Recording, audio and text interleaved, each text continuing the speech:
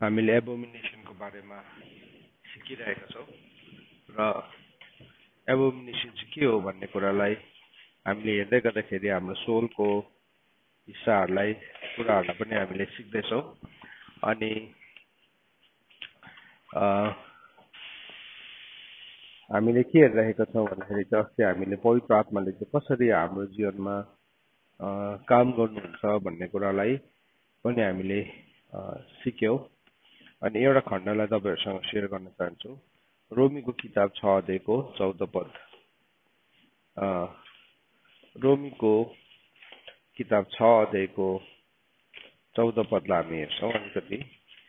अनि यसबाट हामी केही कुरा सिक्नेछौँ। यहाँ यसो भन्ने लेखेको छ, For sin will have no dominion over you, since you are not under law, but under grace. है, यसो भनेर लेखेको छ कि पापले चाहिँ तिमीहरूमाथि राज्य गर्न पाउने छैन, किनभने तिमीहरू व्यवस्थाको अधीनमा होइन तर अनुग्रहको अधीनमा छ।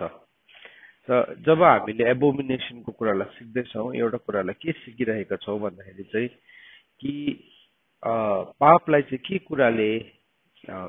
के कुराले फ्युल गर्छ, पापलाई चाहिँ के कुराले तुल दिन्छ भन्दाखेरि चाहिँ पापलाई चाहिँ जहिले पनि अधर्मले फ्युल गर्छ।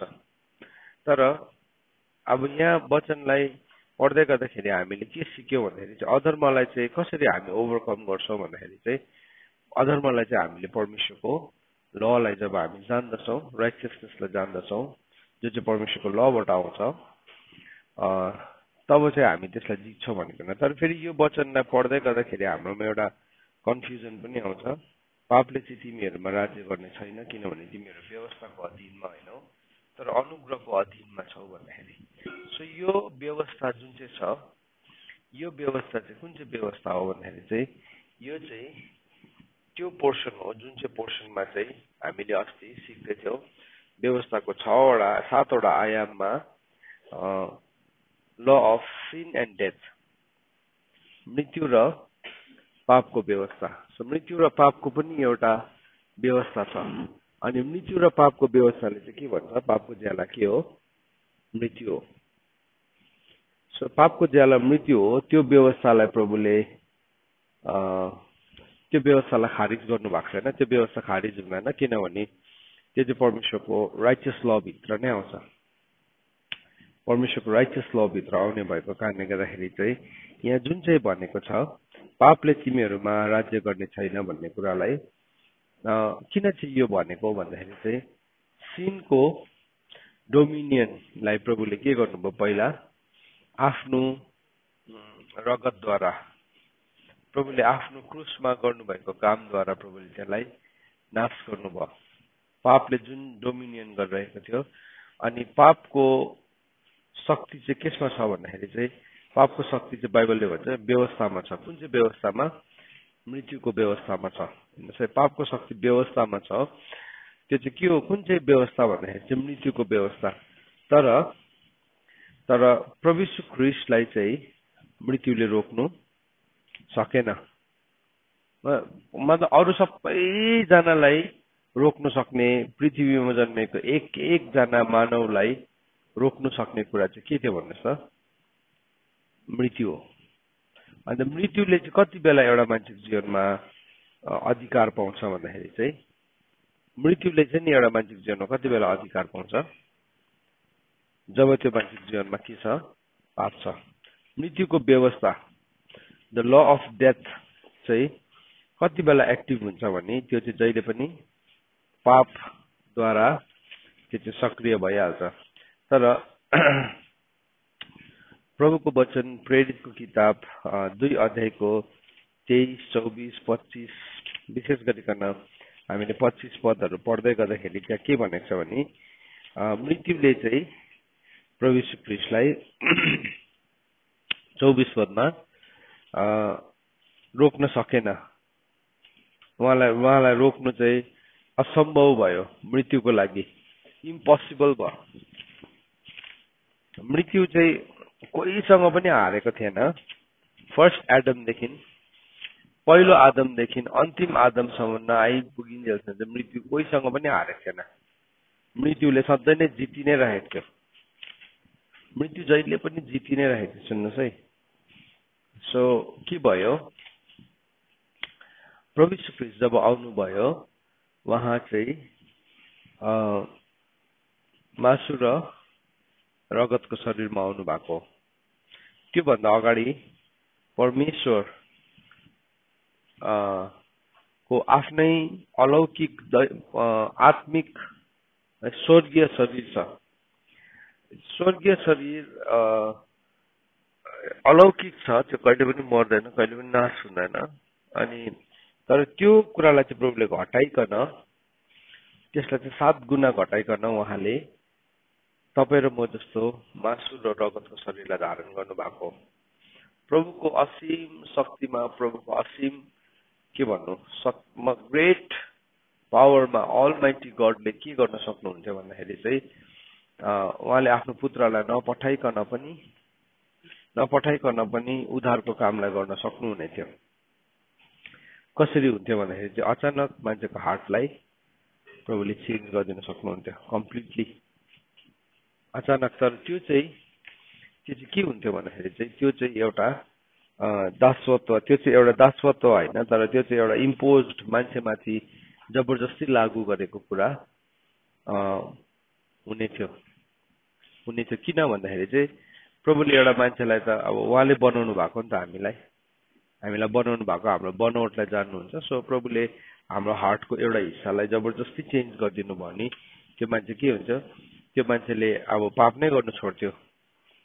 त्यो मान्छेले परमेश्वरको ललाई, परमेश्वरको रिटर्न ललाई एब्सोल्युटली फलो गर्थ्यो। अनि त्यो एब्सोल्युटली फलो गर्नु मान्छेको लागि इम्पोसिबल थियो, पोसिबल बनाइदिन सक्ने थियो है। तर के भयो, प्रभुले चाहिँ आफ्नै पुत्रलाई पठाउनु भयो। किनभने प्रभुको धार्मिकतामा प्रभुले कुनै पनि काम जब गर्नुहुन्छ उहाँले धार्मिकता र इंसाफमा गर्नुहुन्छ। अनि परमेश्वरको धार्मिकताको माग चाहिँ के थियो भन्दाखेरि चाहिँ धार्मिकताको माग चाहिँ पापको ज्याला चाहिँ मृत्यु हो। अनि त्यो मृत्युको मूल्य चाहिँ कसले चुकायो भन्दाखेरि चाहिँ त्यो मृत्युको मूल्य चाहिँ प्रभु यीशु ख्रीष्टले चुकाउनु भयो, त्यो मृत्युको मूल्यलाई। सो के भयो, मृत्युले प्रभु यीशु ख्रीष्टलाई पक्रेर राख्नु चाहिँ के थियो, इम्पोसिबल थियो। अनि यहाँ भन्दैछ हेर्नुहोस् है, जसलाई परमेश्वरले मृत्युको पीडाबाट छुटकारा दिएर उठाउनु भयो, किनकि त्यसको अधीनमा उहाँ भइरहनु असम्भव थियो। सो प्रभु यीशु ख्रीष्टलाई चाहिँ नि मृत्युको अधीनमा किन रहनु भएन भन्दाखेरि चाहिँ किनभने प्रभु यीशु ख्रीष्टको जीवनमा मृत्युको कुनै पनि कुरा थिएन। Nothing that has to do with death. मृत्युसँगको सम्बन्ध केही पनि थिएन, किनभने मृत्युको सम्बन्ध चाहिँ केसमा छ, मृत्युको सम्बन्ध चाहिँ पापमा छ। किनभने पापको ज्याला चाहिँ के हो, मृत्यु हो। पाप पुरा बढेपछि त्यसले केलाई उत्पन्न गराउँछ, मृत्युलाई उत्पन्न गराउँछ। एउटा मान्छेले पाप गर्दै जान्छ नि, के पनि हुँदैन, सुरुमा केही पनि हुँदैन। तर जब पाप चाहिँ पुरा मात्रामा पुग्छ नि माथि, त्यहाँदेखि मृत्यु आउँछ, ग्यारेन्टी हो, त्यो चाहिँ ग्यारेन्टेड। त्यो के हो, द्याट इज अ ल, त्यो आफैबाट ल हो। सो के भन्दैछ, तर प्रभुको वचन नै भन्दैछ, रोमीको किताब 6 अध्यायको 14 पदले चाहिँ हामीलाई के भन्दैछ भने, किनकि पापले तिमीहरूमाथि राज्य गर्ने छैन, किनकि तिमीहरू व्यवस्थाको अधीनमा होइन तर अनुग्रहको अधीनमा। अब कुन चाहिँ व्यवस्था भनेको रहेछ यो चाहिँ, हजुर, मृत्युको, सिन एन्ड डेथको हो नि त। किनभने पापको ज्याला चाहिँ के हो, मृत्यु हो। तर आज पृथ्वीमा भएको हरेक मानिसको लागि चाहिँ परमेश्वरले के गर्नुभयो भन्दाखेरि चाहिँ आफ्नै पुत्रलाई पठाइकन त्यो जुन चाहिँ ज्याला छ, पापको ज्याला, त्यो ज्याला चाहिँ फर्स्टमा कसले तिर्नु भयो, यीशु ख्रीष्टले तिर्नु भयो। उहाँले तिर्नु भयो त्यो सबै ज्याला। अनि प्रभुले तिरिकन के भयो भन्दाखेरि चाहिँ प्रभुले तिर्नु भयो अनि हाम्रो लागि प्रभुले उद्धारको बाटोलाई खोलिदिनु भयो, वे अफ सेल्भेसनलाई प्रभुले खोलिदिनु भयो। अनि त्यो उद्धारको बाटो चाहिँ को हुनुहुन्छ, फेरि स्वयं यीशु ख्रीष्ट नै हुनुहुन्छ। त अब एउटा मान्छेको जीवनमा जब पाप, हामी त आमाको गर्भमा जन्मिँदाखेरि नै पापैमा, अधर्ममा नै हामी गर्भ धारण भएका हुन्छौँ। त एउटा उसको स्वभावमै पाप छ। तर अब त्यो पापलाई चाहिँ प्रभुले कसरी डिल गर्नुहुन्छ भन्दाखेरि चाहिँ त्यो पापलाई परमेश्वरले डिल गर्दै गर्नु हुँदाखेरि चाहिँ परमेश्वरले चाहिँ अनुग्रहको साथमा त्यसलाई डिल गर्नुहुन्छ।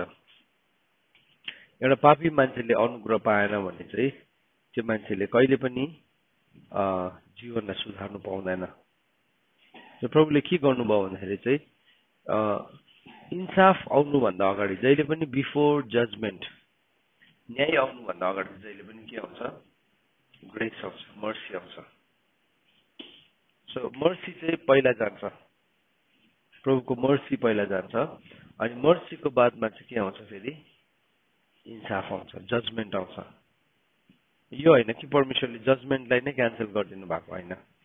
जजमेन्टलाई परमेश्वरले न्यायलाई नै यदि क्यान्सल गरिदिनु भएको भए त के हुन्थ्यो? पृथ्वीमा मान्छे अनुग्रहमा पाप गर्दै बसिरहन्थ्यो होइन, अनुग्रहभित्र बसेर झन् बेसी पाप गर्थ्यो। तर अब फर्स्टमा चाहिँ के गर्नुभयो? प्रभुले आफ्नो पुत्रको बलिदान दिकन, प्रभु यीशु ख्रीष्टले बलिदान गरिकन त्यो बलिदानले चाहिँ हामीलाई के खोलिदियो? अनुग्रहलाई खोलिदियो, अनुग्रहलाई खोलिदियो। अब बाइबलले के भन्छ भने चाहिँ यूहन्नाको किताबमा भनेको छ कि 1 अध्यायमा व्यवस्था चाहिँ कसकोबाट आयो? मोसाकोबाट आयो, तर यीशु ख्रीष्टबाट चाहिँ के आयो? अनुग्रह आयो। यसो व्यवस्थाले चाहिँ के गरिरहेको थियो त? व्यवस्थाले चाहिँ मान्छेको जीवनको पापलाई देखाइरहेको थियो। सो मोसाले जुन व्यवस्था लिएर आयो, त्यो व्यवस्थाले चाहिँ के गरिरहेको थियो भन्दाखेरि चाहिँ पापलाई देखाइरहेको थियो। तर प्रभु यीशु ख्रीष्ट जब आउनुभयो, उहाँले चाहिँ के लिएर आउनुभयो? उहाँले चाहिँ अनुग्रह लिएर आउनुभयो। हेर्नुहोस्, त्यसरी परमेश्वरको वचनमा लेखेको छ 1:17 के भनेर लेखेको छ? किनभने व्यवस्था मोसाबाट दियो, अनुग्रह र सत्यता चाहिँ यीशु ख्रीष्टबाट आयो। सो हामीले हिजो एउटा कुरालाई हेर्दै थियौँ, मोसा पनि he was a kind of a redeemer, ऊ पनि एउटा उद्धारकर्ता जस्तै नै थियो। तर ऊ चाहिँ के कुन चाहिँ रूपमा विश्वासयोग्य भयो? दासको रूपमा। तर यीशु ख्रीष्ट चाहिँ पुत्रको रूपमा विश्वासयोग्य हुनुभयो। अनि मोसा किन दासको रूपमा, किन पुत्रको रूपमा विश्वासयोग्य हुन सकेन भन्दाखेरि चाहिँ किनभने मोसाले आफ्नो जीवनलाई जियो, तर ऊ भित्र पनि सम सर्ट अफ केही थियो। मोसा पनि एउटा उद्धारकर्ता हुनुभन्दा अगाडि एउटा के थियो? मर्डरर थियो, हत्यारा थियो। सो उसमा अलरेडी रगतको के थियो? दोष थियो, निर्दोष थिएन ऊ। तर उसले के गर्यो? उसले उसको भक्ति र विश्वासद्वारा उसको दोष के भएको थियो? मेटिएको थियो। किनभने हितोपदेशले भन्छ विश्वास र भक्तिद्वारा चाहिँ मान्छेको दोष के हुन्छ? मेटिन्छ भनेकन। सो त्यो मोसाले हत्या कति बेला गरेको थियो? व्यवस्था आउनुभन्दा अगाडि नै हत्या गरेको थियो है। जबकि हत्या नगर भन्ने त्यो मतलब ल नै थिएन, तर मान्छेले मारिरहेको थियो। तर भए पनि अब मनको त्यो त मान्छेको आत्माभित्रको प्राणको व्यवस्था हो। तर भए पनि त्यो व्यवस्थालाई उनीहरूले भन्नु सक्ने थियो कि ओके, मलाई त भनेकै छैन कसैले भनेकन भन्न सक्ने ठाउँ थियो। अन्त के भयो भन्दाखेरि चाहिँ मोसा उद्धारकर्ता किन बनिएन, किन हुन सकेन, किन होइन भन्दाखेरि चाहिँ किनभने ऊ भित्र पनि एउटा खोट थियो, ऊ भित्र पनि एउटा घटी कमी थियो। तर उसको विश्वास र भक्तिले चाहिँ उसको त्यो कुराहरू मेटिएको थियो। विश्वास र भक्तिद्वारा चाहिँ त्यो कुरा मेटिएको थियो। अन्त यहाँ हामी देख्छौँ वचनमा पढ्दै गर्दाखेरि हामी के देख्छौँ भन्दाखेरि चाहिँ यहाँ वचनले भन्दछ कि किनभने व्यवस्था मोसाबाट दियो, अनुग्रह र सत्यता चाहिँ यीशु ख्रीष्टबाट आयो। सो व्यवस्थाले चाहिँ के गर्दै थियो भन्दाखेरि चाहिँ व्यवस्थाले चाहिँ पोइन्ट आउट गरिरहेको थियो। व्यवस्थाले चाहिँ सधैँ के गर्छ? व्यवस्थाले रोमीको किताब 7 अध्यायको 7 पदहरूलाई हामीले पढ्दै गर्दाखेरि व्यवस्थाले जहिले पनि के गर्छ? पापलाई देखाउँछ। व्यवस्थाले चाहिँ जहिले पनि पापलाई देखाउँछ। सो हामीलाई व्यवस्था जान्नु किन जरुरी छ भने नि, व्यवस्था जान्यो भने मात्रै मैले पापलाई पनि चिन्छु। व्यवस्था जानेको छैन भने एउटा मान्छेले पापलाई चिन्नु पनि चिन्दैन। सो नचोर भनेको हो भने चाहिँ मलाई थाहै हुँदैन कि चोर्नु चाहिँ पाप हो भनेकन। सो उसले चाहिँ किन लगिसक्यो? मैले कहाँ चोरेको? यो त मलाई मन पर्यो, मैले लिएर आएँ होइन। सो मान्छेले अर्काको चिज टिप्दै थियो, तर उसले के भनेको थियो? उसकोमा के थियो? एउटा उसकोमा एउटा रिजनिङ थियो कि मलाई मन परेर लिएर आएको, होइन चाहिँ यस्तो नराम्रो किन खाएको भनेर मलाई खानु मन पर्यो। सो अब त्यसले गर्दाखेरि चाहिँ यो खानु नखा भन्ने एउटा व्यवस्था चाहियो नि त। त्यसले चाहिँ के गर्छ, अब त्यसले चाहिँ हामीलाई के सही हो बताउँदै गरेको हुन्छ। सो व्यवस्थाले रोमीको किताबमा लेखेको छ, म पढ्नु पर्यो, 7 अध्यायमा लेखेको छ। त्यहाँ के भनेर लेखेको छ भन्दाखेरि चाहिँ 7 अध्यायको 7मा लेखेको छ, त हामी के भनौँ, व्यवस्था पाप हो त्यसो नहोस्, तापनि व्यवस्था नभएदेखि म पाप थाहा पाउने थिइनँ।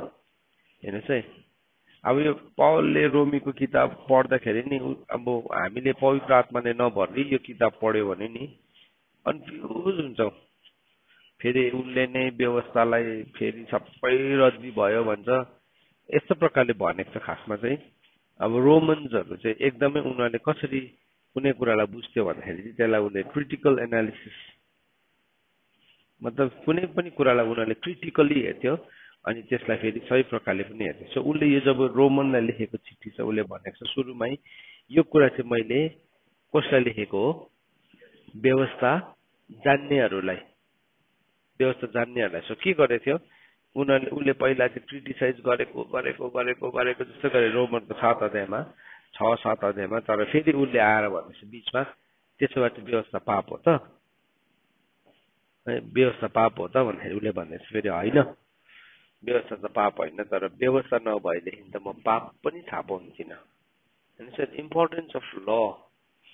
आज किन मान्छेले पाप गरिरहेको छ, किन पाप गरिरहेको छ भन्दाखेरि किनभने उनले व्यवस्था जानेकै छैन। तपाईँले नि एउटा मान्छेलाई देखेर तपाईँले त्यतिकै जज गर्न सक्नुहुन्छ, यो मान्छे पापी हो, यो मान्छे घिनलाग्दो हो, यो मान्छे बेविचारी हो।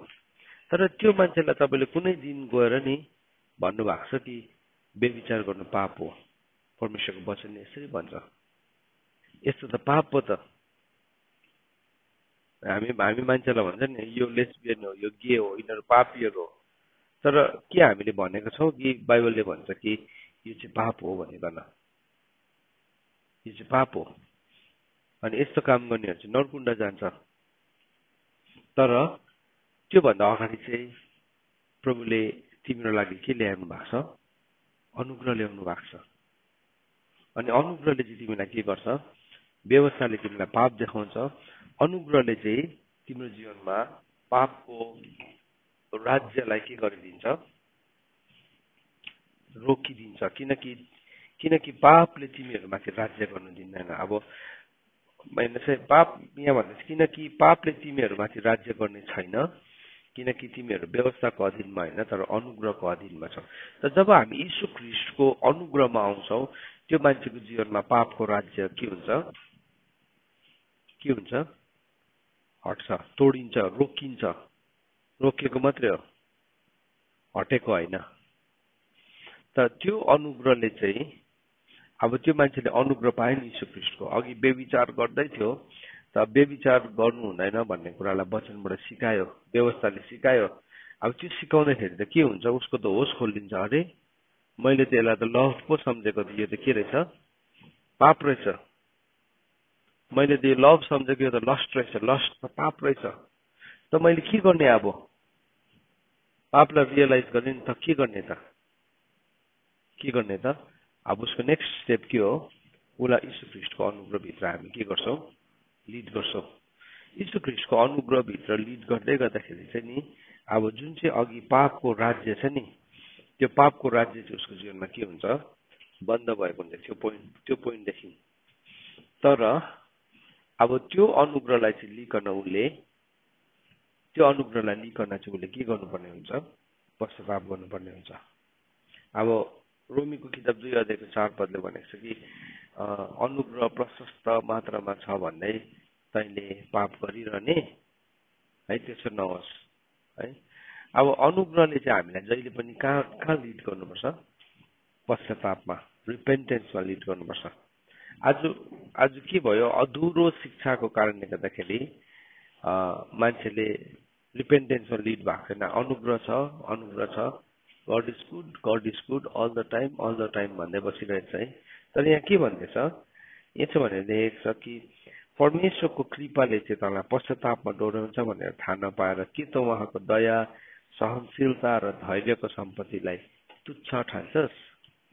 सो परमेश्वरको अनुग्रहभित्र चाहिँ के रहेछ भन्दाखेरि चाहिँ उहाँको दया, उहाँको सहनशीलता र उहाँको धैर्य, तीनवटा कुरा छ। अनुग्रह चाहिँ नि तीनवटा कुराले बनिएको हुन्छ। के रहेछ भन्दाखेरि चाहिँ परमेश्वरको दया, द मर्सीज अफ गॉड, परमेश्वरको सहनशीलता, the long suffering of God, परमेश्वरले सहिराख्नु भएको छ त्यो कुरालाई। नम्बर 3 परमेश्वरको धीरज, परमेश्वरको पेशेन्स। सो अनुग्रह भनेको नै त्यही हो। अब त्यो अनुग्रहलाई एउटा मान्छेले पाएपछि चाहिँ यो तीनवटा कुरा छैन एउटा मान्छेको जीवनमा, उसले पाएन भने चाहिँ उसले कहिले पनि पश्चाताप गर्ने मौका पाउँदैन। तर कतिपल्ट अब यो पाएर पनि कतिजनाले चाहिँ फेरि के गर्दैछ, पापमा नै just going on sinning and सिनिङ। उसले पाप गर्दैछ, ओ मैले प्रभुलाई विश्वास गरेँ, स्वर्गमा मेरो नाम लेखेको छ भनेर उसले के गर्छ, अब उसले झन् पाप गरिरहेको छ। अब बाइबलमा लेखेको छ, यही रोमीको किताब 5 अध्यायमा 5 अध्यायको 18, 19, 20 पदमा यसरी लेखेको छ, यसैले जसरी एउटा अपराधद्वारा सबै मानिसहरूलाई दोषी ठहराउनलाई इन्साफ आइलाग्यो, त्यसरी नै धार्मिकताको एउटै कामद्वारा सबै मानिसलाई जीवनको निम्ति धर्मी ठहराउनलाई अनुग्रहको वरदान आयो भनेको छ। अब यो पहिलो एउटा व्यक्ति जुन चाहिँ छ रोमीको किताब 5 अध्यायको 18 पदमा, त्यो एउटा व्यक्ति चाहिँ को हो? त्यो एउटा व्यक्ति चाहिँ आदम हो। सो यहाँ बाइबलले भन्दैछ,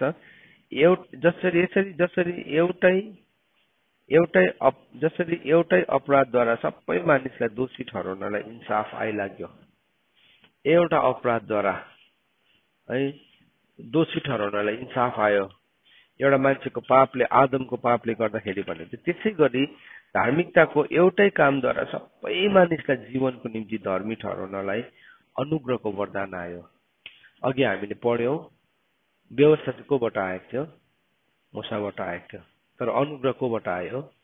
यीशु ख्रीष्टबाट आयो। सो त्यो अनुग्रह कोबाट आएको रहेछ? यीशु ख्रीष्टबाट। किनकि जसरी एउटा मानिसको अनआज्ञाकारिताले धेरै पापी ठहरे, त्यसै गरी एकजनाको आज्ञाकारिताद्वारा धेरैजना धर्मी ठहरिनेछ। सो प्रभु यीशु ख्रीष्टको आज्ञाकारिताद्वारा चाहिँ हामी के भयौं? अब हामीले धर्मी ठहरिन्छौँ। तर अब अघि एउटा ल छ त्यहाँभित्र। फेरि यो कम्प्लिट ट्रुथलाई जान्नु चाहिँ किन जरुरी छ भन्दाखेरि चाहिँ प्रभुले भन्नुहुँदैछ कि अब तिमी चाहिँ व्यवस्थाको अधीनमा छैनौ, तिमी कसको अधीनमा छौ? अनुग्रहको अधीनमा छौ। तर त्यो अनुग्रहले चाहिँ हामीलाई कहाँ डोर्याउनु पर्दो रहेछ? पश्चातापमा डोर्याउनु पर्दो रहेछ। It has to lead us to repentance. अनुग्रह पायो नि, अनुग्रह पायो भन्दैमा के हामी पाप जारी राख्ने त? त्यसो भए यो डिबेट चाहिँ त्यो हो कि अनुग्रह प्रशस्त मात्रामा छ भन्दै तिमी पाप गरि नै रहने त? कतिजना मान्छेले के गरिरहेछ? अनुग्रह छ, पाप गर्दैछौ, अनि साँच्चै नै उसको लागि अनुग्रह छ, उसलाई रक्षा गरिरहेको छ। उसले आफै सास फेर्नु सकेको छैन, तर उसलाई अक्सिजन लगाएर भए पनि जिउँदै राखिरहेको छ। तर अक्सिजन लगाएर, बाहिरबाट उसलाई अक्सिजन लगाएर भेन्टिलेटरमा राखेर जिउँदै राखिरहेको छ भन्दैमा फेरि उसले चाहिँ के गर्दैछ? उसले पाप गरिरहेको छ। आज थुप्रो स्पिरिचुअल भेन्टिलेटर्सहरू छ नि, है, प्रार्थना गरिरहेको छ, कुनीको प्रेयर पार्टनरले कसैले तेल दलिदिरहेको छ, कसैले फास्टिङ बसिरहेको छ, कसैले के गरिदिरहेको छ। सो त्यो चाहिँ हाम्रो लागि के हो? एउटा यस्तो किसिमको हामी इन्टेन्सिभ केयर युनिटमा छौँ। एउटा यस्तो परमेश्वरले हामीलाई यस्तो डरलाग्दो सुरक्षा दिइराख्नु भएको छ। कसैले प्रार्थना गरिदिँदैछ, कसैले तेल दलिदिँदैछ, कसै रुइदिँदैछ, कसैले उसको लागि है वचन पढिदिँदैछ, कसैले सिकाउँदैछ। त्यो चाहिँ इन्टेन्सिभ केयर हो, एकदमै हाइली सुपर इन्टेन्सिभ केयर भित्र छ। किनभने त्यो मान्छेको सिचुएसन के छ? क्रिटिकल छ। यति साह्रो पापले चाहिँ यस्तो डरलाग्दो ठाउँमा पुऱ्याएको छ उसलाई। अब शैतानको हातमा पर्यो भने त्यति बेला के हुन्छ? त्यसले मारिदिइहाल्छ। त्यसले चाहिँ त्यति बेला के हुन्छ? मारिदिइहाल्छ। त्यसको कोसिस नै त्यो हो, मार्नु, चोर्नु र नाश गर्नु। चोर्नु, मार्नु र नाश गर्नु। त्यही हो त्यसको तर केले चाहिँ छेलिरहेको छ बिचमा अनुग्रहले छेलिरहेको छ अनुग्रह चाहिँ त्यो इन्टेन्सिभ केयर युनिट जस्तै हो है तर के भयो अब यहाँ हेर्नुहोस् है तल अझै पढ्दै जानेछु तर अपराध प्रशस्त मात्रामा होस् भनेर व्यवस्था साथसाथै प्रवेश भयो तर जहाँ पाप प्रशस्त मात्रामा भयो अनुग्रह झन अति प्रशस्त मात्रामा हुन गयो अब यहाँ के भन्दैछ अपराधको त्यो अपराधको इन्टेन्सिटीलाई देखोस् भनिकन व्यवस्थाले अपराध ल्याएको होइन तर व्यवस्थाले चाहिँ के गर्यो अपराधलाई चिनायो देखायो व्यवस्थाले अपराध ल्याएको होइन है लले चाहिँ नि लले ल्याएको होइन लले चाहिँ के गर्दैछ चिनाउँदैछ सो जति हामी ललाई बुझ्छौँ नि त्यति म मेरो जीवनको अपराधलाई के गर्छु चिन्छु बुझ्दै जान्छु त्यसलाई म बुझ्दै जान्छु म बुझ्दै जान्छु अनि के भयो अब यहाँ त्यो यहाँ यसो भनेर यहाँ अब यसलाई यो यति साह्रो हाई लेभलको ल्याङ्ग्वेजमा लेखेको छ त्यसले गर्दाखेरि अब यसलाई बुझ्नु पनि गाह्रो पर्छ कोही बेला किनभने यसलाई यस्तो प्रकारले लेखियो अब यो वचनलाई पौलले फर्स्टमै भने कि मैले चाहिँ यो चाहिँ एकदमै जान्ने मान्छेहरूको विषयमा लेखेको है रोमीको किताब चाहिँ तिमीहरू व्यवस्था जान्नेहरूलाई लेखेको फर्स्टमै भनेको छ उसले सो अब यहाँ प्रब्लम चाहिँ के छ भने नि आज रोमनको किताब चाहिँ रोमीको किताब चाहिँ व्यवस्था नजान्ने मान्छेले व्यवस्थै नपढेको मान्छेले इन्टरप्रेट गरिरहेको छ सो रोमीको किताब पढ्नु भने चाहिँ पहिला केलाई बुझ्नुपर्ने रहेछ व्यवस्थालाई बुझ्नुपर्ने रहेछ सुरुमै भनेको छ उसले सुरुमै भनेको छ त्यो भर्सलाई म पढिदिन्छु रोमीको किताब 1 अध्यायमा भनेको छ कि तिमीहरू चाहिँ म कसलाई लेख्दैछु कतिमा लेखेको छ सरी 7:1 मा मैले रोमीको किताब 7:1 पदमै उसले त्यो तर्क दिनुभन्दा अगाडि नै भन्दैछ कि तिमीहरू अनजान छौ ए भाइ हो किनकि म व्यवस्था जान्नेहरूसित बोल्दैछु रोमीको किताब तपाईँले नि रोमीको किताबबाट व्यवस्थालाई विरोध गर्नुभन्दा पहिला चाहिँ तपाईँले व्यवस्थालाई पढ्नु पर्ने रहेछ किन रोमीको किताब 7 अध्यायको 1 पदमा भेरी क्लियरली लेखेको छ म चाहिँ व्यवस्था जान्नेहरूलाई यो कुरा लेख्दैछु सो अब व्यवस्थै नपढिकन चाहिँ एउटा भर्सलाई टिपेर कतिजना मान्छे चाहिँ के गर्छ आफूले नजानेको कुराहरूको विरोध गर्छ भनेर लेखेको छ नि पत्रुसमा त्यसरी नै उनीहरूले विरोध गरिरहेका हुन्छन् त यहाँ के भन्दैछ हेर्नुहोस् है 20 पदलाई म इङ्ग्लिसमा पढ्छु 5:20 पदमा now the law came in to increase the trespass but where sin increase grace abounded all the more अब व्यवस्था चाहिँ जब आयो त्यो व्यवस्था आउँदै गर्दाखेरि के भन्दैछ तर अपराध प्रशस्त मात्रामा होस् भनेर व्यवस्था साथसाथै प्रवेश भयो अब यो चाहिँ कुन चाहिँ व्यवस्थाको कुरा गरेको फेरि यो चाहिँ मृत्युको व्यवस्थाको किनभने ट्रेसपास भन्ने शब्द अपराध भन्ने शब्द चाहिँ के हो अपराधको मिनिङ के हो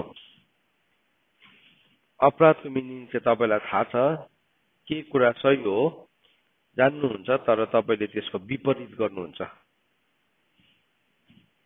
जे कुरा सही हो तपाईँलाई थाहा छ यो चाहिँ this is the right thing to do तर तपाईँले उल्टा गर्नुहुन्छ हो त्यो अपराध चाहिँ नि त्यो अपराध भनेको चाहिँ नि अपोजिट ल परमेश्वरको धार्मिक व्यवस्थाको विपरीतलाई चाहिँ के भन्छ अपराध भन्छ सो परमेश्वरको ल त के छ अब यही 7 अध्यायको 12 पदमा भनेर लेखेको छ नि यही रोमीको किताब 7 अध्यायको 12 मा भनेको छ व्यवस्था त के छ वास्तवमा हेर्नुहोस् त त्यहाँ भने यसकारण त व्यवस्था पवित्र छ अब आज्ञा पवित्र छ धर्मी र असल छ हेर्नुहोस् है सो परमेश्वरको वचनले भन्दैछ ल is Holi commandment is righteous हेर्नुहोस् है परमेश्वरको व्यवस्था चाहिँ नि पवित्र छ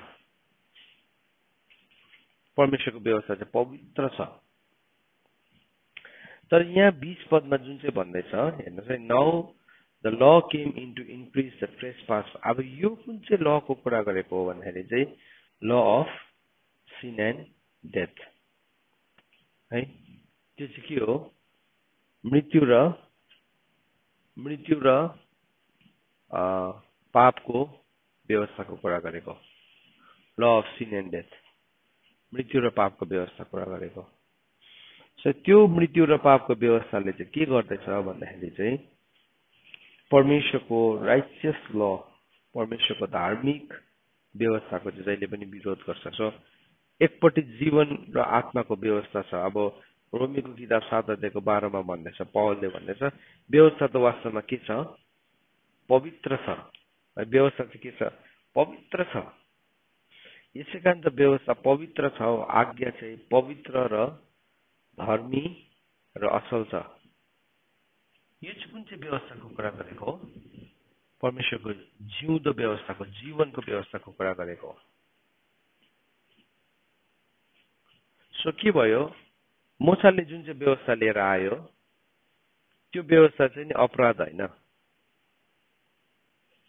तर मूसाले जुन चाहिँ व्यवस्था लिएर आयो त्यसको विपरीत अर्को व्यवस्था आयो नि, त्यो चाहिँ अपराध हो। जस्तो कि अब तपाईँलाई एउटा इक्जाम्पल दिन्छु, यहीँ बताएको छ कि प्रभुले के भन्नुभयो? रुखको फल तैँले त्यो असल र खराबको ज्ञान दिने रुखको फल के गर्नु? नखानु।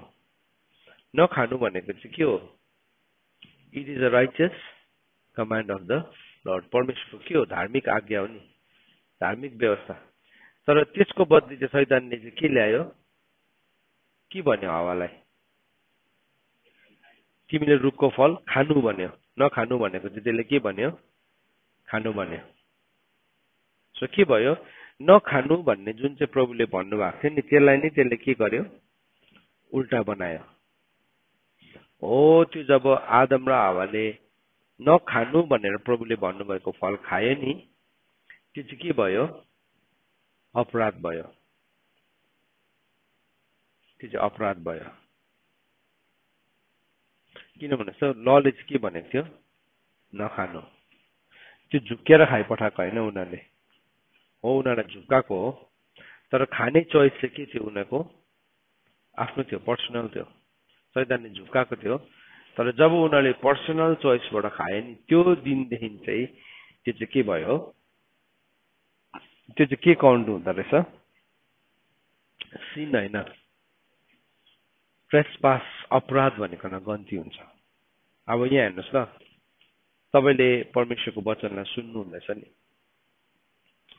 आज सुन्नुहुँदैछ। परमेश्वरको वचनलाई सुनेर पनि तपाईँले के गर्नुहुन्छ? अब सुनेर पनि परमेश्वरको वचनलाई लिकन ट्रुथलाई पनि तपाईँले ट्रुथदेखि तपाईँ पछाडि हट्नुहुन्छ। अब यत्रो सत्यतालाई हामीले बुझ्दैछौँ, अब यो यस्तो गहिराइमा यो कुरालाई बुझ्दैछ। कतिजनाले चाहिँ के गर्छ? अब यस्तो कुरा बुझेकै छैन। अब यहाँदेखि उता चाहिँ उसले कुनै मान्छेले पाप गर्छ भने त्यसलाई डेलिबरेट सिनिङ भन्छ, जानी जानी पाप भन्छ त्यसलाई चाहिँ, जानी जानी पाप। अब यसको सम्बन्ध बुझ्दैछौँ नि हामीले। अब यो सम्बन्ध बुझेर पनि हामीले पाप गर्छौँ भने चाहिँ त्यसलाई चाहिँ जानी जानी गरिने पाप भन्छ। त्यो चाहिँ कहाँ लेखेको छ भन्दाखेरि चाहिँ हिब्रू 10को 26 पद हेर्नुहोस्। हिब्रू 10को 26 पदमा के भनेर लेखेको छ? हिब्रू 10को 26 पद।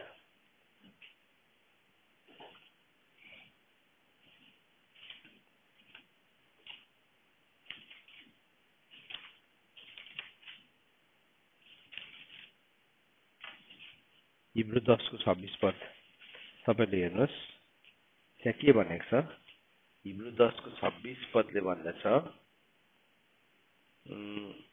किनकि हामीले त्यसको ज्ञान पाएपछि पनि जानी जानी पाप गर्दछौँ भने त पापहरूको निम्ति दण्डको भयानक प्रतीक्षा र विरोधीहरूलाई भस्म गर्ने अग्निको प्रचण्डता बाहेक कुनै बलिदान बाँकी रहने छैन।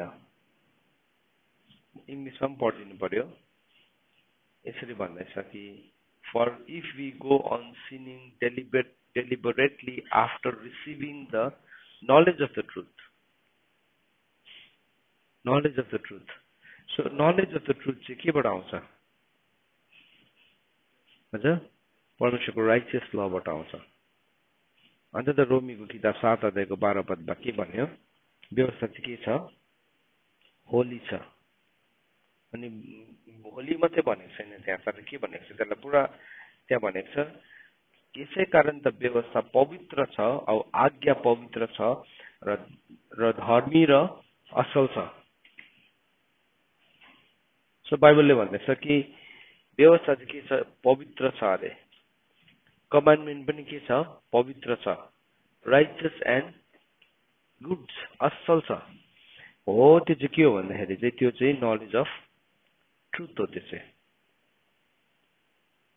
सो यहाँ भन्दैछ, हिब्रूको किताबले भन्दैछ, यदि हामीले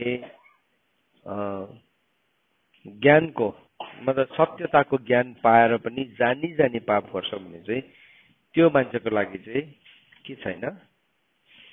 त्यो मान्छेको लागि चाहिँ पापहरूको निम्ति दण्डको भयानक प्रतीक्षा र विरोधीहरूलाई भस्म गर्ने अग्निको प्रचण्डता बाहेक अरू कुनै बलिदान नै बाँकी रहँदैन। There is no sacrifice. अब के भयो? वचन पनि बुझ्यो, शिक्षा पनि बुझ्यो, जानियो पनि, सबै गर्यो, त्यहाँदेखि पनि पाप गर्छ। अब कतिजनाले चाहिँ किन पाप गरिरहेको छ भन्दाखेरि चाहिँ उनीहरूले यो भिन्नतालाई बुझेकै छैन। अनि त्यसको लेखा चाहिँ प्रभुले कसबाट लिनुहुन्छ भन्दाखेरि चाहिँ नबुझाउनेकोबाट लिनुहुन्छ। यद्यपि त्यो मान्छे एक दिन अनन्त मृत्युमा जान्छ, तर जुन चाहिँ मान्छे चाहिँ अब कसैको एउटा लिडर, अन्त त बाइबल भने तिमीहरू सबैजना लिडर हुने, शिक्षक हुने कोसिस नगर है भनेको छ।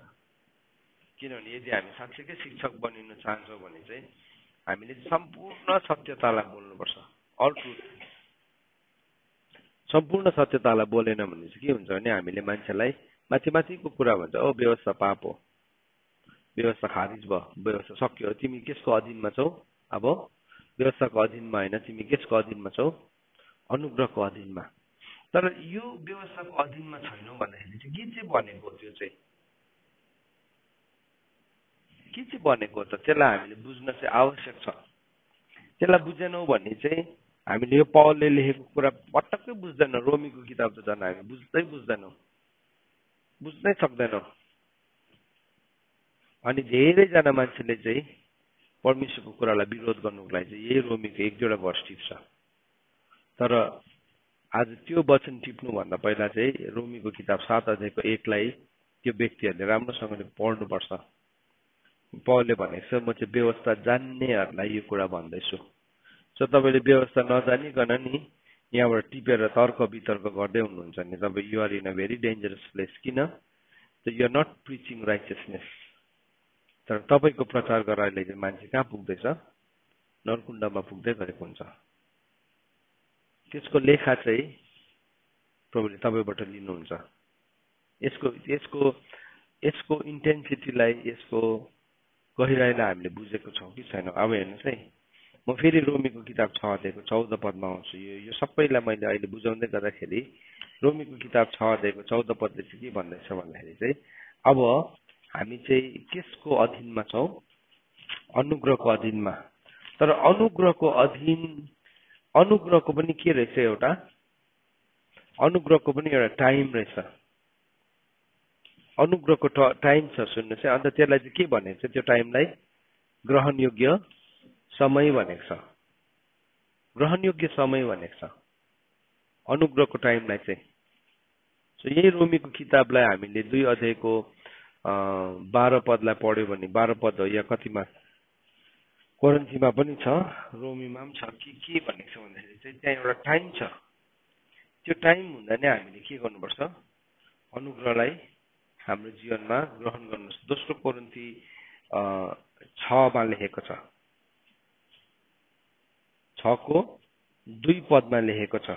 दोस्रो कोरिन्थी 6 को 2 पदमा लेखेको छ। थुप्रो ठाउँमा छ, रोमीमा पनि छ, अरू ठाउँमा पनि छ। तर यो अहिले एकदमै थाहा भइहालेको चाहिँ 6 को 2 लाई पढौँ। यहाँ यसो भनेर लेखेको छ कि किनभने उहाँ भन्नुहुन्छ, खुसी भएको समयमा मैले तिम्रो कुरा सुने र उद्धारको दिन मैले तिमीलाई सहायता दिए। हेर, ग्रहण योग्य समय अहिले छ, उद्धारको दिन अहिले छ। सो के भयो? यो समय अहिले आज हामी यो कुरा बुझ्दैछौँ, यो चाहिँ के हो? ग्रहण योग्य समय हो।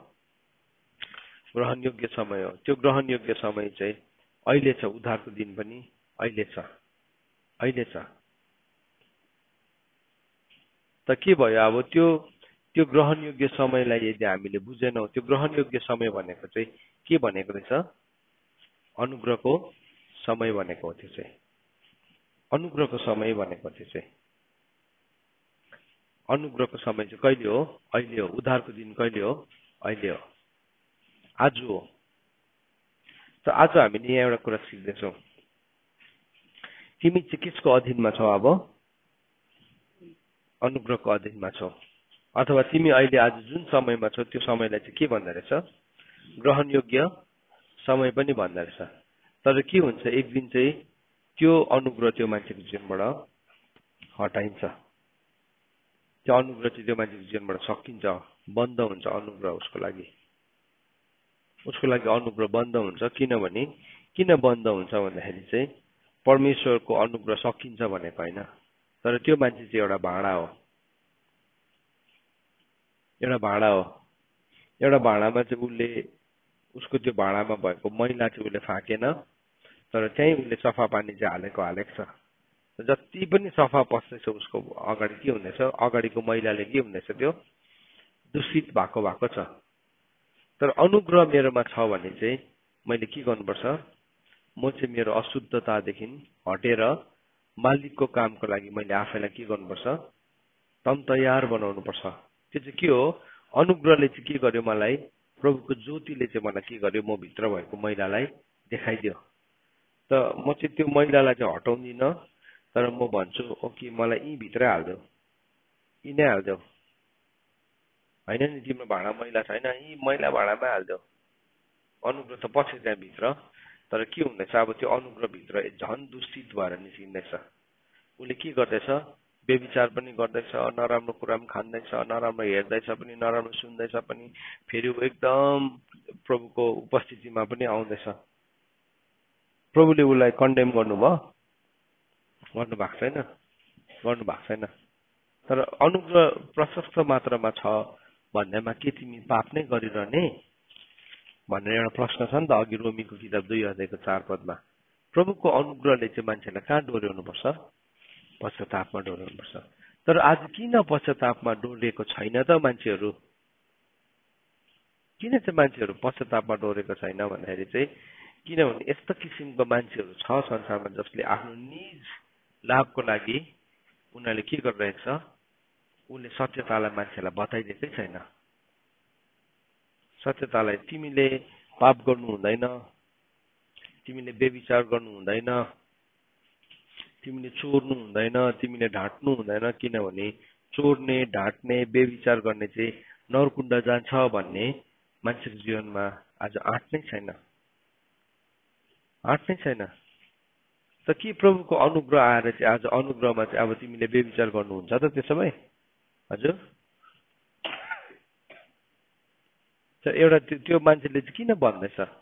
किन चाहिँ आज यस्तो प्रचार गर्दैछ कि व्यवस्था चाहिँ सक्यो भनेकन? त्यसो हो भने त किन प्रकाशको किताब 21:8 नै चाहियो त? किन जजमेन्टको फायर नै आउनु पर्यो त? होइन र? इन्साफको आगै चाहिएन नि त। किनभने प्रकाशको किताब 21:8ले त के भन्छ? व्यभिचारीहरू, मन्त्रतन्त्र गर्नेहरू, झुट बोल्नेहरू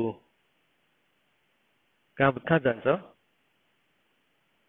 नरकुण्ड जान्छ भनेको छ। मतवालाहरू कहाँ जान्छ भनेको छ?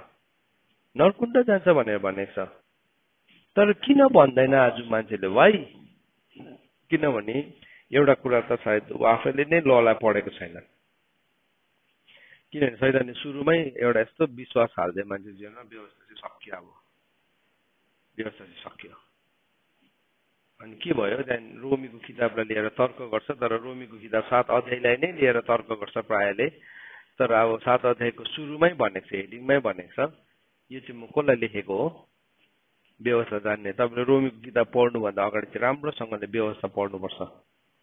त्यहाँदेखि मात्रै के भन्नु खोजेको हो कुरालाई बुझ्छ, बुझ्दैन। तर अब के भयो? कतिजना मान्छेले गर्दाखेरि यस्तो भइरहेको छ। दोस्रो पत्रुस 2 अध्याय हेर्नुहोस् तपाईँले। दोस्रो पत्रुस 2 अध्यायको 1 देखि लिएर 6 पदमा लेखेको छ त्यो कुरालाई।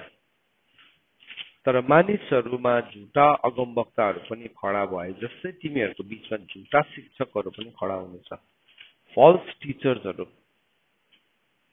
झुटा शिक्षक खडा हुनेछ। तिनीहरूले चाहिँ के गर्छ अरे त भन्दाखेरि चाहिँ तिनीहरू जसले तिनीहरूलाई किन्नु भएको मालिक समेतलाई इन्कार गरी तिनीहरू आफैमाथि चाँडै आउने सत्यनाश ल्याउँदै गुप्त चालले विनाश पार्ने विधर्म ल्याउँछ भन्दैछ।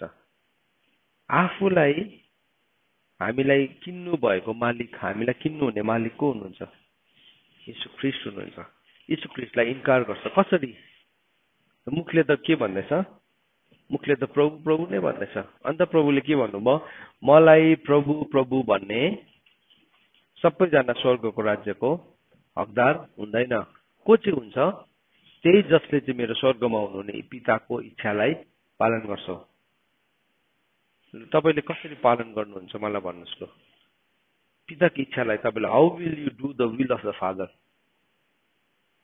विल भन्छ नि इङ्ग्लिसमा। विल भनेको चाहिँ जहिले पनि विल चाहिँ रिटर्न हुन्छ। विल चाहिँ रिटर्न डकुमेन्ट हुन्छ। एउटा मान्छेले मर्ने बेलामा नि एउटा विल इच्छा पत्र लेखेर मर्छ। अनि त्यो इच्छा पत्रमा चाहिँ के भनेर लेखेको हुन्छ? मेरो पछाडि यो जग्गा जमिन फलानो फलानो फलानोलाई दिया जाओस्, उसले साइन गरेको हुन्छ। कतिजनाले त त्यसलाई लगेर ओथ कमिसनरकोमा लगेर साइन गरेर डकुमेन्ट बनाएर राखिदिएको हुन्छ। सो द्याट ऊ मरेपछि चाहिँ के गर्ने? एउटाले भन्छ यो पनि मेरो, अर्कोले भन्छ त्यो पनि मेरो है। तर अब कसको हो भन्ने कुरा चाहिँ केले प्रुभ गर्छ? विलले, इच्छा पत्रले। परमेश्वरको इच्छा चाहिँ कसरी हामी जान्दछौँ? Will of the father. प्रभुले नै भन्नुभयो नि, मलाई प्रभु प्रभु भन्ने सबैजना परमेश्वरको राज्यमा जान्दैन। मत्तीको किताब 7 अध्यायको 23 पदमा लेखेको छ। 23, 24, 25 हामीले पढ्यो भने। तर त्यही जसले मेरो स्वर्गमा हुनुहुने पिताको इच्छालाई के गर्छ? पालन गर्छ। कसरी चाहिँ तिमी र मैले, हामीले कसरी चाहिँ स्वर्गमा हुनुहुने पिताको इच्छालाई पालन गर्छौँ? हजुर कसरी? व्यवस्थालाई जानेर हो नि त। स्टेटेड विल भन्छ त्यसलाई चाहिँ। के चाहिँ लेखेको छ? अन्त प्रभु यीशु ख्रीष्टले चाहिँ के भन्नुहुन्थ्यो? सधैँ लेखिएको छ। It is written. लेखिएको छ, लेखेको छ। अब त्यो विललाई चाहिँ लेखेको चाहिँ यहाँ छ मेरोमा है। मर्यो नि, मर्यो, दावेदार त पुरा आउँछ, मेरो बाजे मेरो बाउ भन्ने थुप्रो आउँछ त्यति बेला। तर कसकोमा विल छ त्यही चाहिँ मालिक हो होइन। त्यस्तै प्रकारले हामीले पनि परमेश्वरको इच्छालाई कसरी जान्दछौँ? जब हामी परमेश्वरको व्यवस्थालाई जान्दछौँ। प्रभुले के भन्नुभएको छ, प्रभुको वचनमा के लेखेको छ, के लेखेको छ, के लेखेको छ। शैतानले चाहिँ के भन्यो यीशु ख्रीष्टलाई आएर? मलाई एकपल्ट ढोग्नुहोस्, म सबै संसारको राज्यहरू यसको धनहरू दिन्छु। प्रभुले के भन्नुभयो? लेखिएको छ, लेखेको छ। त्यो परमेश्वर बाहेक अरू कसैको अगाडि ननिउरनु। तर अब त्यो नजान्दाखेरि चाहिँ आज शैतान आएर भनिरहेको छ मान्छेलाई। तर शैतान चाहिँ दारे डरलाग्दो भएर आउँदैन, भयानक भएर आउँदैन। कस्तो भएर आउँछ? ज्योतिर्मय स्वर्गदूतको भेषमा आउँछ। आएर भन्दै गर्दाखेरि ढोकिरहेको छ। आज शैतानलाई ढोकिरहेको छ, त्यसकोबाट धन सम्पत्ति पाइरहेको छ। अन्त अर्कोले चाहिँ के सम्झिरहेको छ? वाउ, धनी हुने तरिका त यो परेछ त। तर कहाँबाट धनी भएको थाहै छैन, थाहै छैन। यहाँ वचनमा भन्दैछ यो चाहिँ कसको कारणले गर्दाखेरि हुन्छ भन्दाखेरि चाहिँ तिनीहरूको कारणले गर्दाखेरि हुन्छ अरे जसको झुटा शिक्षकहरूको कारणले हुन्छ। तिनीहरूले चाहिँ के गर्छ? तिनीहरूलाई किन्नु भएको मालिक समेतलाई इन्कार गरी आफैमाथि चाँडै आउने सत्यनाश ल्याउँदै गुप्त चालले विनाश पार्ने विधर्म ल्याउँछ। गुप्त चालले, गुप्त चालले। बाइबल नै नपढेको मान्छेलाई क्वेसन सोध्छ पवित्र हुनु भनेर कहाँ लेखेको छ? अब तपाईँ बाइबल पढेको मान्छे हो भने तपाईँले भन्छ नि त पवित्र हुनु भनेर चाहिँ बाइबलमा 6-7 ठाउँ लेखेको छ होइन। पहिलो पत्रुसमा लेखेको छ तिमीहरू पवित्र हो किनभने म पवित्र छु। 1:16 लेखेको छ भनेर तपाईँले भन्न सक्नुहुन्छ नि त। अन्त त्यहाँ चाहिँ के भनेर लेखेको छ? किनभने के भनेर लेखेको छ? लेखिएको छ भनेर लेखेको छ। त्यहाँ पनि त्यही भनेको छ, किनभने लेखेको छ, इट इज रिटन भनेको छ। सो कहाँ चाहिँ लेखेको छ अब है? पहिलो पत्रुसमा मात्रै लेखेको छ होइन नि त। तपाईँले हेर्नु पर्यो नि कहाँ कहाँ चाहिँ लेखेको छ। हो त्यो लेखेको ठाउँ त कहाँदेखि सुरु हुन्छ? लेवीदेखि सुरु हुन्छ होइन? लेवी 11 दिन सुरु हुन्छ होइन? त्यहाँ थुप्रो ठाउँमा भन्दै गयो, लेवी 11 मा छ, लेवी 19 मा छ, लेवी 20 मा छ। कहाँ चाहिँ लेखेको छ? अब मान्छेले भन्छ व्यवस्था छैन। अब त्यो पढ्यो नि, पढ्नु त पढ्यो पहिलो पत्रुस 1 को 16 पद त, तर कहाँ लेखेको छ त्योसँग केही मतलब नै छैन। अन्त एउटाले सोधिन्छ त्यस्तो कहाँ लेखेको छ? हो कहाँ लेखेको छ? मान्छेले त्यसो भन्छ नि, कहाँ लेखेको छ? Very good question. कहाँ लेखेको छ भन्छ नि तपाईँलाई, त्यति बेला चाहिँ तपाईँले खोजेर हेर्नुहोस् कहाँ चाहिँ लेखेको रहेछ भनेर। त्यो चाहिँ कहाँ लेखेको हुन्छ? जहिले पनि परमेश्वरको व्यवस्थामा लेखेको हुन्छ। तर अब के गर्छ यिनीहरूले चाहिँ गुप्त रूपले बिस्तारै हल्का प्रकारले गुप्त रूपले के गर्छ यिनीहरूले विधर्म ल्याउँछ, विनाश पार्ने विधर्म ल्याउँछ। अब धेरैजना तिनीहरूका लुच्चा कामहरूको अनुसरण गर्नेछन्। धेरैजना मान्छेहरूले चाहिँ के गर्छ तिनीहरूको लुच्चा कामको अनुसरण गर्ने छन् भनेर बाइबलमा लेखेको छ। र त्यस कारणले सत्यको मार्गको बदनाम हुनेछ। अब सत्यको मार्ग चाहिँ के हो हजुर? सत्यको मार्ग के हो? को हो? यीशु ख्रीष्ट हुनुहुन्छ नि। त्यस कारणले गर्दाखेरि सत्यको मार्गको बदनाम हुनेछ। है तिमीहरूको प्रभु यस्तै हो, तिमीहरूको मानेको प्रभु यस्तै हो। किन? आज त्यो झुटा शिक्षकहरूको कारणले गर्दाखेरि आज यस्तो भइरहेको छ। किनभने उनीहरूले आफै नै नजानेको कुराको विरोध गरिरहेको छ। यहुदाको किताबले भनेको छ तिनीहरू चाहिँ कस्तो हो भन्दाखेरि चाहिँ आफैले नजान्ने कुराको विरोध गर्छन् भनेको छ। यहुदा हेर्नुहोस् न, त्यो भर्सलाई म देखाउन चाहन्छु।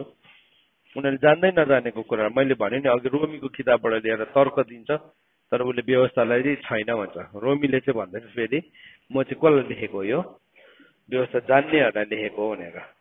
यहाँ भन्दा चाहिँ तिनीहरू चाहिँ कस्तो हो भन्दाखेरि चाहिँ यहुदाको किताब 1 को 10 पदमा भनेको छ, तर यिनीहरू त आफूले नजानेका कुराहरूका निन्दा गर्छन् र निर्बुद्धि पशुहरू चाहिँ स्वभावले बुझ्ने कुरामा पनि नष्ट भएर जान्छ। आज यति साह्रो के भन्नु, निर्बुद्धि पशु जस्तै भइसकेको छ। पशुको त बुद्धि छैन नि, पशुको बुद्धि छैन त्यसको। त्यो चाहिँ के भयो? अब स्वभावले नै बुझ्न सक्ने कुरा हो नि त, यो त स्वभावले नै बुझ्न सक्ने कुरा हो। त आज हामी देख्छौँ नि, मैले अस्ति नै पनि तपाईँलाई भन्दै थिएँ, सबै मुभिजहरूमा नि, हिन्दी मुभिजहरूमा गुन्डाको नाम के छ? सबै गुन्डा र गुन्डेनीको नाम सबै के छ?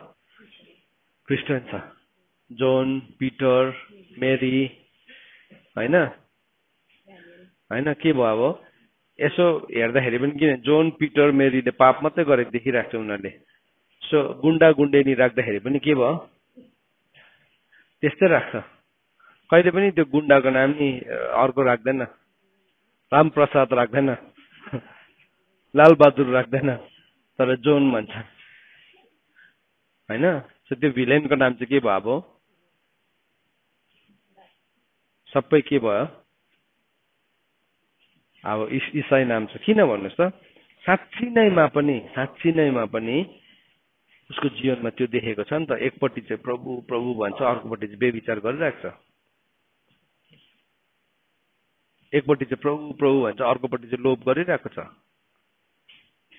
एकपट्टि चाहिँ प्रभु प्रभु प्रभु भन्छ, तर के भइरहेको छ? त्यहाँ एकदम कुटनीति गरिरहेको छ, नराम्रो व्यवहार गरिरहेको छ।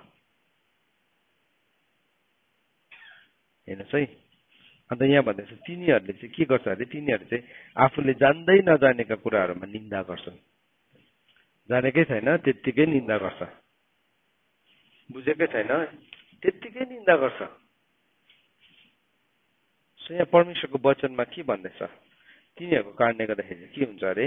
अब धेरैजना तिनीहरूको लुच्चा कामहरूको अनुसरण गर्नेछन्। त्यस जस्तो गुरु त्यस्तै चेला भयो, त्यस्तै चेला भयो।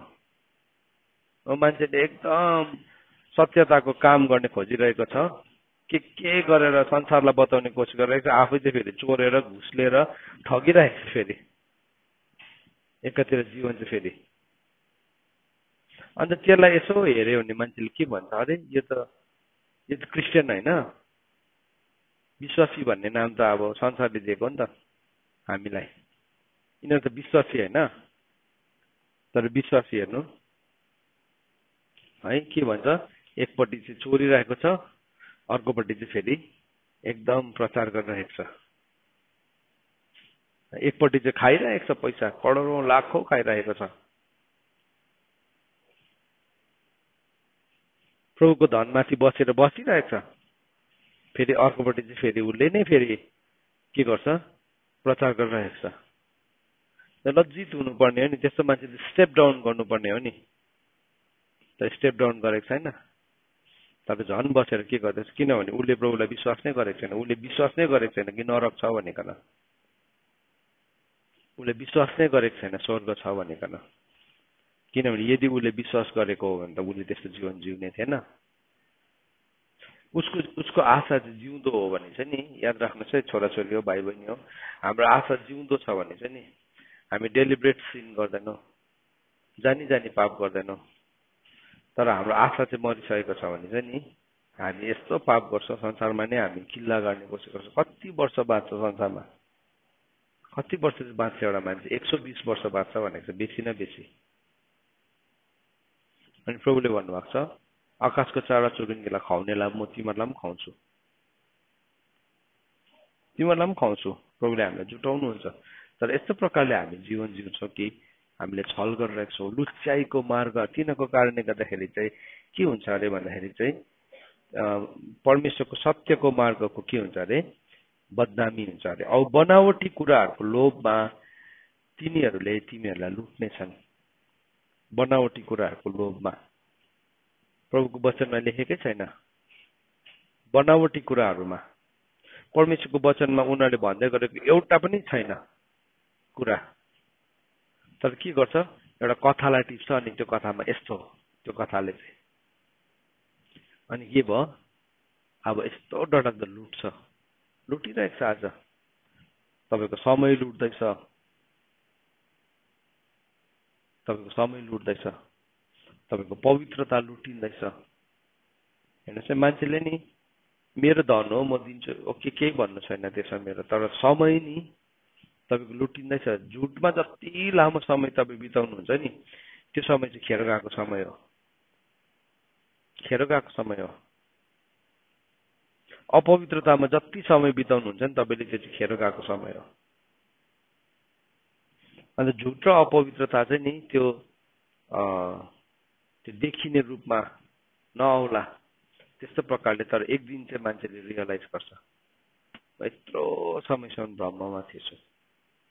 अन्त यहाँ भन्दैछ बनावटी कुराहरूले, हेर्नुहोस् है, बनावटी कुराहरूको लोभमा तिनीहरूले तिमीहरूलाई लुट्नेछन्।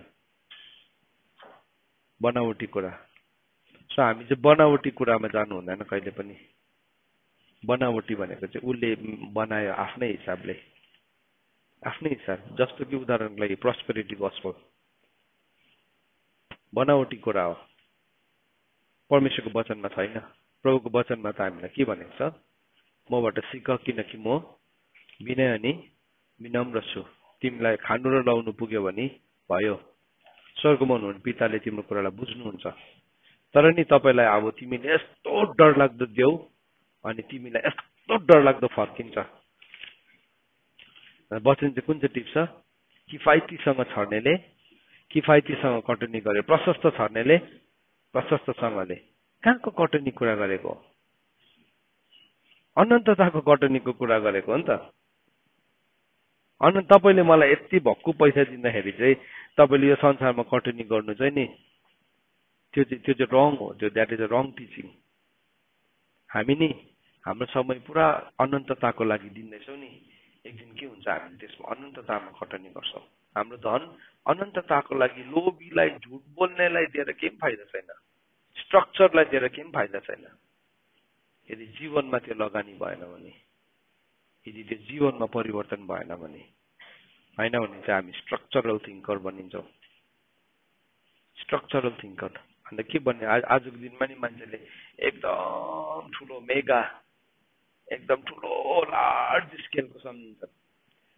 संसारको त केही पनि होइन। किफायतीसँग छर्नु भन्ने कुरा चाहिँ कहाँको कुरा गरेको भन्दाखेरि इटर्निटीको। सो त्यो वचनलाई टिप्यो अनि बनावटी कुराहरूले के गर्यो, त्यहाँदेखि फलानुले चाहिँ यस्तो गरेको थियो है, उसकोमा थिएन तर उसले 1 लाख रुपियाँ म प्रभुलाई दिन्छु भनेर भाकल गर्यो, अनि उसकोमा साँच्चै नै 1 लाख रुपियाँ उसले दियो, आएर मलाई दियो उसले, उसको भेटी। त्यहाँदेखि त के भयो, उसले 10 लाख कमायो है। सुन्नेलाई के भयो, यो पो रहेछ त। त्यहाँ त के हुँदैछ, जुवा पो खेल्दैछ उनीहरू, त्यो त क्यासिनो पो भयो। हेर्नु, चर्च चाहिँ क्यासिनो होइन, चर्च चाहिँ नि क्यासिनो होइन, चर्च चाहिँ नि जुवाको अड्डा होइन, जुवाको अड्डा होइन। प्रभुले के भन्नुभयो, तिमीहरूले चाहिँ मेरो मन्दिरलाई के बनाएको छौ, डाकुहरूको ओडार बनाएको छौ, डाकुहरूको ओडार बनाएको छौ। यो फल्स कुराले गर्दाखेरि अनुग्रहलाई के गर्यो उनीहरूले, अनुग्रहलाई अर्कै बनाइदियो। तिमीहरू व्यवस्थाको अधीनमा छैनौ, अनुग्रहको अधीनमा छौ। त्यसले गर्दाखेरि पापले तिमीमा राज्य गर्दैन। सुन्नुहोस्, अनुग्रहको टाइम छ, अनुग्रहको चाहिँ टाइम छ। तपाईँको जीवनमा कहिलेसम्म नि मृत्युले राज्य गर्न सकेको छैन भन्नुहोस् त। जबसम्म चाहिँ प्रभुको अनुग्रहले तपाईँलाई के गरिरहेको छ, खेलिरहेको छ, खेलिरहेको छ। त्यो अनुग्रहभित्र चाहिँ नि तपाईँले पश्चाताप गरेर फर्केर आउनुपर्छ। साउलले नि परमेश्वरको विरुद्धमा पाप गरे नि, प्रभुले अनुग्रह उठाउनु हो उसकोबाट। उसले लडाइँहरू जितिरह्यो त, पाप गरेर पनि लडाइँहरू जितिरह्यो। तर त्यो प्रभुले किन अनुग्रह दिनुभएको थियो उसलाई, पश्चाताप गरोस् भने। अस्ति सामेलले त्यो दिन भन्दाखेरि त कस्तो डरलाग्दो भनेको थियो पुजारीले है। यस्तो सामेलको लुगा पक्रिँदाखेरि चट्टै च्यात्यो, अनि जसरी मेरो लुगा च्यात्यो तिम्रो पनि राज्य च्यातिन्छ भनेर। त्यो दिन त साउललाई त झस्याङ्गै भएको, डर लागेको। तर त्यो त बिर्स्यो उसले भोलिको दिनदेखि त। किन? उसको राज्य खोजेन नि। किन खोजेन भन्दाखेरि प्रभुले उसलाई अनुग्रह दिनुभएको थियो। त्यो अनुग्रहले चाहिँ कहाँ डोरिनु पर्थ्यो, पश्चातापमा डोरिनु पर्थ्यो।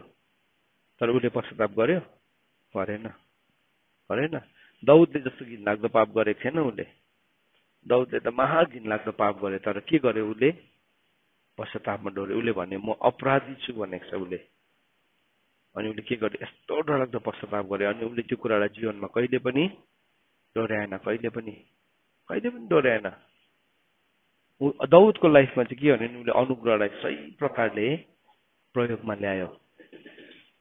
तर साउलले चाहिँ नि अनुग्रहलाई के गर्यो, लत्याउँदै हिँड्यो, लत्याउँदै हिँड्यो। अन्त त अघि हामीले वचनमा पढ्यो कि तैँले चाहिँ के परमेश्वरको धैर्यको सम्पत्तिलाई चाहिँ तुच्छ ठान्छस्। सो अनुग्रहभित्र चाहिँ के रहेछ, परमेश्वरको धैर्य रहेछ होइन, परमेश्वरको कृपा रहेछ, परमेश्वरको सहनशीलता रहेछ। हेर्नुहोस् है, परमेश्वरको दया छ, ग्रेस छ, लङ सफरिङ छ, अनि पेसियन्स छ। हेर्नुहोस्, प्रभुको मर्सी छ, प्रभुको कृपा छ, प्रभुको धैर्य छ, प्रभुको धीरज छ। त्यो कुरालाई नबुझ्दाखेरि चाहिँ अब मान्छेले के भन्यो, तिमी चाहिँ के भएको छ, अब तिमी चाहिँ व्यवस्थाको अधीनमा होइनौ, तर तिमी कसको अधीनमा छौ, अब अनुग्रहको अधीनमा छौ। त्यसले गर्दाखेरि पापले तिमीमा अहिले राज्य गर्ने छैन, मृत्युले राज्य गर्ने छैन है। अब कति सजिलोसँगले त्यो वचनलाई सजिलो हल्का फुल्का भनिदियो, किनभने तिमीहरू व्यवस्थाको अधीनमा होइन, तर तिमीहरू तर अनुग्रहको अधीनमा छ। पापले तिमीहरूमाथि राज्य गर्दैन। यस, पापले राज्य गर्नु दिनु भएन। यदि प्रभुको अनुग्रह नभएको भन्दा पापले राज्य गरेको भए त हामी अघि के हुन्थ्यौँ, नाश भइसकेर जाने थियौँ। तर प्रभुको अनुग्रहले चाहिँ के गरिरहेको छ, थामिरहेको छ। तर जुन दिन नि त्यो भाँडा भरिन्छ नि, त्यो जीवन रूपी भाँडा चाहिँ नि, त्यो अनुग्रहले हामी भरेर पश्चातापमा डोरिन सक्छौँ कि चाहिँ हामी we can just go on, keep on sinning and sinning, पाप गरिरहन सक्छौँ। त्यो भाँडा चाहिँ नि अनुग्रहले भरेन। केले भर्यो, अधर्मले नै भर्यो। त्यहाँदेखि चाहिँ त्यो भरेको भाँडा चाहिँ जहिले पनि पल्टिन्छ। फेरि एक दिन कचौरा भरेपछि चाहिँ पल्टिन्छ। त एबोमिनेसन चाहिँ कहाँ आउँदैछ त त्यहाँ, अधर्म मतलब त्यो त्यो घिनलाग्दो कुरा चाहिँ कहाँ आउँदैछ त भन्दाखेरि चाहिँ प्रभु घिनाउने कुरा चाहिँ कहाँ आउँछ भन्दाखेरि चाहिँ नि हामी अनुग्रह पाएर पनि हामीले के गर्दैछौँ, हामीले पाप नै गरिरहेको छौँ, अधर्मै गरिरहेका छौँ। सुन्दैछ वचन, बुझ्दैछ, जान्दैछ, तर भए पनि उसले इन्टेन्सनल सिन गरिरहेको छ, डेलिबरेट सिनिङ छ। अन्त त हिब्रूको किताबले के भन्दैछ, यदि हामीले सत्यताको ज्ञान पाएर पनि हामीले जानी पाप गर्छौँ भने चाहिँ त्यो मान्छेको लागि चाहिँ अब उसको लागि चाहिँ उसको पापको बलिदान रहँदैन। त्यो पापको बलिदानले नि उसको जीवनमा केही पनि काम गर्दैन। There no longer remain sacrifice for sin भनेको छ।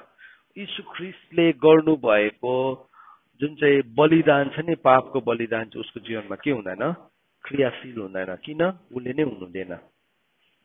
उसले के गर्दैछ, डेलिबरेट सिनिङ गर्दैछ, जानी जानी पाप गर्दैछ, जानी जानी पाप गर्दैछ। के हुन्छ, अलिक तन्काएर हेर्नु पर्यो, के हुन्छ। एक दिन के हुन्छ, उसको ग्रहण योग्य समय बन्द हुन्छ, छ्याप्पै बन्द हुन्छ, छ्याप्पै बन्द हुन्छ।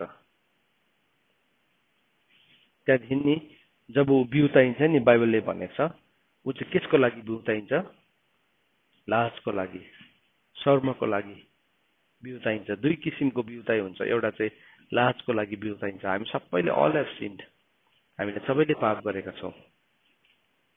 तर नि प्रभुको अनुग्रहले चाहिँ आज हामीलाई त्यो पापदेखि फर्केर आउने, जीवनलाई मिलाउने सत्यताको ज्ञानलाई हामीलाई जान्ने मौका दिनुभएको छ। तर कतिजनाले चाहिँ के गर्दैछ, अझै पनि डेलिबरेट सिनिङ, गुप्त पाप लुकाइरहेको छ हृदयभित्र, टेरेकै छैन भन्दाखेरि पनि कसले पनि त देखेको छैन, कसले पनि देखेको छैन।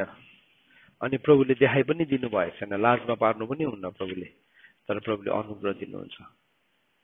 पाप जति बढ्दैछ नि त्यो मान्छेलाई प्रभुले के दिनुहुन्छ, झन् बेसी अनुग्रह दिनुहुन्छ। किन? फुसकोस भनेको, त्यहाँबाट निस्कोस भनेको। प्रभुको इच्छा चाहिँ छ कोही पनि नाच्नुहोस्, कोही पनि नाच्नुहोस्, तर उसले के गर्दैछ, डेलिबरेट सिनिङ गर्दैछ। आज तपाईँ कस्तो मान्छेहरूलाई पछ्याउँदै हुनुहुन्छ? आफ्नै आँखामा चाहिँ यत्रो ठुलो मुढा राखेर अर्काको कसिङ्गर निकाल्ने मान्छेहरूलाई पछ्याउँदै हुनुहुन्छ। हिजो पनि हामीले हेर्दै थियौँ हिब्रू 13को 7 पदमा, तिमीहरूले पछ्याउँदै गरेको देखासिखी गर्ने मान्छेको विश्वासको नतिजालाई हेर भनेको छ। उनीहरूले गरेको विश्वासको नतिजा चाहिँ के छ उनीहरूको जीवनमा, त्यसलाई हेर्नु अरे, अनि मात्रै सिक्नु अरे। तपाईँले जसबाट सिक्दै हुनुहुन्छ नि उसको परिवारलाई हेर्नु अरे, उसकै विवाहलाई हेर्नु अरे, पहिला उसकै छोराछोरीलाई हेर्नु अरे, उसकै लेनदेनलाई हेर्नु अरे, उसको आफ्नै एटिट्युडलाई हेर्नु अरे।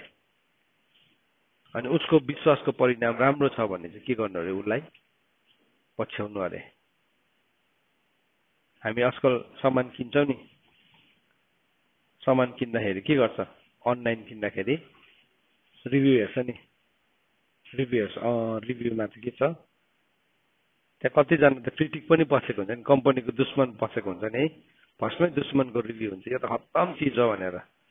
तर त्यसको बादमा मुनि के लेखेको हुन्छ, भेरिफाइड युजर भनेर लेखेको हुन्छ। कम्पनीले पनि के गर्दछ, त्यो फिडब्याक चाहिँ युजरले नै गरेको हो कि होइन भनेर, या कसै शत्रुले गरेको छ, जुन चाहिँ त्यो भेरिफाइड युजर लेखेको छैन नि, तपाईँले बुझ्नुहुन्छ त्यो चाहिँ कसैले आर्टिस्टले मात्रै भनेको हो।